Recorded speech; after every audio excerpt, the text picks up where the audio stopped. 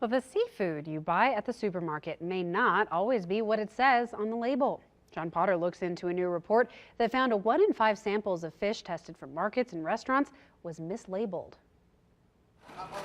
Wherever we tested, we found mislabeled seafood. Beth Lowell with advocacy group Oceana has been working to stop seafood fraud for nearly a decade. The consumer thinks that they're getting a high-priced fish, and instead they're getting the cheaper alternative when they are being ripped off. The group collected 449 samples from restaurants, small markets, and grocery stores in 24 states and D.C.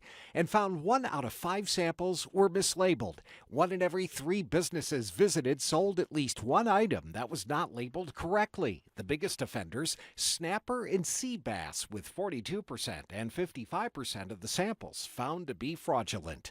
Well, the problem is seafood fraud can happen anytime in the supply chain where one fish is swapped out for another. It could be because somebody wants to sell a cheaper fish at a higher price, or if they're trying to fill all the orders for salmon and there's not enough salmon, they may swap something else out. Not only can that fraud cheat consumers, but Oceana reports it continues to find vulnerable species, those that have been overfished, mislabeled. Some restaurants are now focusing on using only local, sustainable fish. These are oyster shots. At this restaurant, instead of the usual tuna and salmon, Chef Jeff Miller creates sushi featuring species like blue runner, commonly known as baitfish. The perfect American sushi fish. But with most restaurants still serving imported seafood, Oceana says the government needs to keep better track of which species are going where. We need to be tracking seafood from the fishing boat or farm all the way through the supply chain.